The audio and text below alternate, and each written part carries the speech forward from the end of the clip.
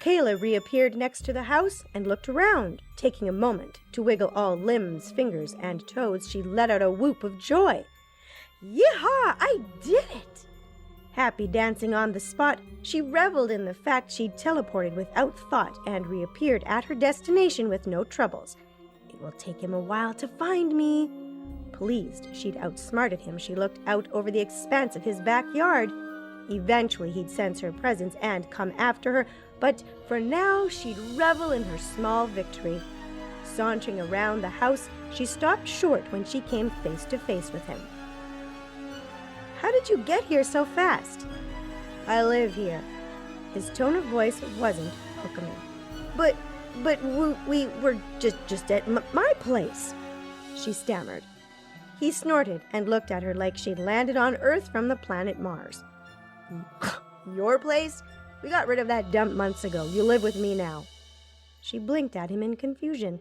Then something else struck her, his appearance. A scruffy beard adorned his face. He no longer wore his winter outerwear, just a thick blue sweater and jeans. Who are you? She asked. He waved a hand in front of her face. What's wrong with you? It's me, Kevin. He eyed her up and down. When did you change? This isn't part of our game, Carla. I didn't tell you to do that. Carla? He must have confused her with somebody else. She glanced down at her attire. Her clothes remained intact. Looking out over the yard, she saw it was filled with machine parts and scrap metal, brown grass in place of snow. This isn't Caleb's place either. Where am I? Don't play dumb, he barked. This isn't how we play the game. What's the deal with changing it? What game? We were training a few minutes ago. Complete bewilderment caused her head to spin. Training? For what? He produced a flask from his back pocket and took a swig from the bottle. Alcohol? Caleb doesn't drink. What the hell is going on? She threw her hands up in the air in exasperation. Okay, I don't know what's the matter with you, but I'm going home. We'll talk later. You're not going anywhere. His voice boomed out across the expanse of the yard. Now get your pretty arse in the house and let's finish this game. Excuse me? She crossed her arms over her chest at his rudeness. Have I landed in the Twilight Zone? A stony expression took over his face. You know how this game works. You hide, I find you, I have my way with you. Wide-eyed, she stared in disbelief at Kevin. She and Caleb hadn't consummated a physical relationship. Why on earth did this guy think he could do whatever he wanted with her? He cocked his head, studying her.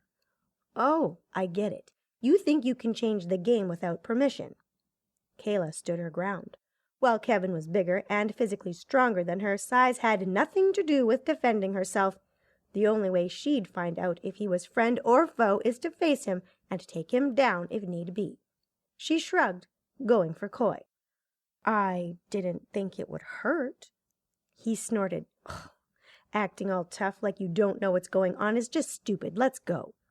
He turned on his heel, motioning with one hand for her to follow like an obedient dog. Despite the alarm bells ringing in her brain, Kayla followed behind him, one cautious step at a time. The best way to defeat an enemy was to learn about them. She'd battled many a demon, but she'd never encountered one who took on the form of a close friend.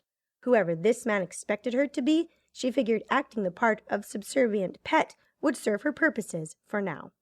She released a long, suffering sigh. We always play the same games. I just thought a change would be nice. Since when do you think for yourself? He threw the comment back over his shoulder. I'm not really, she said, adopting a shy tone of voice. I just thought... He cut off her sentence. See, you are thinking. We have a good thing. Don't ruin it. Anger boiled in her veins. While her Caleb could be insistent or demanding, nothing he'd ever said or done compared to the jerk walking in front of her. Okay, universe, you made your point. I want my Caleb back. She closed her eyes, hoping to wake from a dream. Perhaps she'd teleported and hit her head on something upon rematerializing. She cracked one eye open. Nope, same place, same guy. A thought hit her like a slap to the forehead. What if she'd teleported to another dimension?